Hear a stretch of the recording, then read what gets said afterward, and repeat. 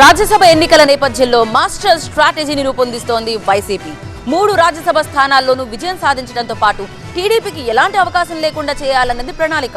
ఎన్నికల వేళ పొరపాటున్న టీడీపీకి ఒక స్థానం వెళ్లినా ఎన్నికల్లో అది తీవ్ర ప్రభావం చూపే అవకాశం ఉంటుంది. కాబట్టి టీడీపీకి అసలు పోటీ చేసే ఆలోచన కూడా లేకుండా చేయాలన్నదే వైఎస్ఆర్సీపీ ప్లాన్.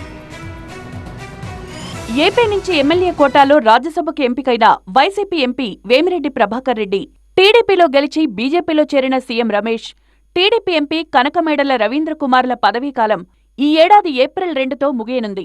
ఈ 3 రాజ్యసభ సీట్ల భర్తీకి ఫిబ్రవరిలో నోటిఫికేషన్ విడుదల కానుంది.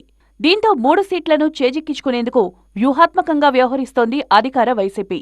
ఈ ఎన్నికల్లో పోటీ కోసం టీడీపీ కనీసం ఆలోచించకూడదన్న ప్రణాళిక రచిస్తోంది వైసీపీ. విశాఖ స్టీల్ ప్లాంట్ ప్రైవేటీకరణకు వ్యతిరేకంగా 2021 ఫిబ్రవరిలో ఎమ్మెల్యే పదవికి గంటా శ్రీనివాసరావు రాజీనామా చేయగా ఇప్పుడు ఆమోదం తెలిపారు. అంతేకాదు టీడీపీ నుంచి వచ్చిన 4 ఎమ్మెల్యేలు, జనసేన నుంచి వైసీపీకొచ్చిన రాపాక వరప్రసాద్, వైఎస్ఆర్సీపీ నుంచి టీడీపీకి వెళ్లిన 4 ఎమ్మెల్యేలకు కూడా నోటీసులిచ్చింది.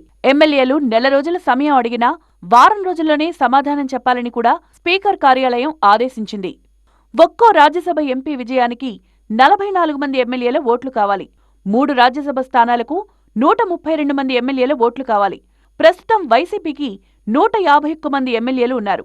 వైసీపీ నుంచి గెలుపొందిన మేకపాటి శేఖర్ రెడ్డి, ఆనం రామనారాయణ రెడ్డి, కోటంరెడ్డి శ్రీధర్ రెడ్డి, ఉండవల్లి శ్రీదేవి టీడీపీకి సన్నిహితంగా ఉండడంతో వైసీపీకి అనుకూలంగా ఓట్లు పడే అవకాశం లేదు. దీంతో వైసీపీ ఎమ్మెల్యేల సంఖ్య 147కు తగ్గింది.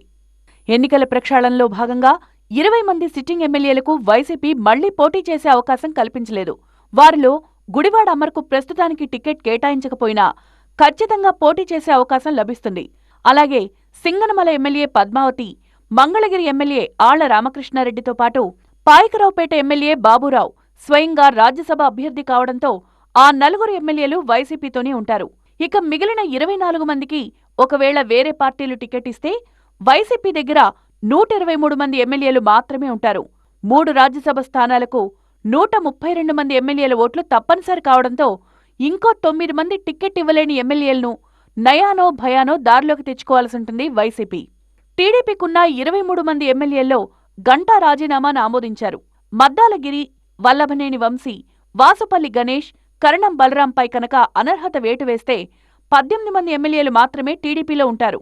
అదే సమయంలో టీడీపీ ఒక రాజ్యసభ సీటు దక్కించుకోవాలని అనుకున్నా మరో 26 మంది ఎమ్మెల్యేలు కావాలి.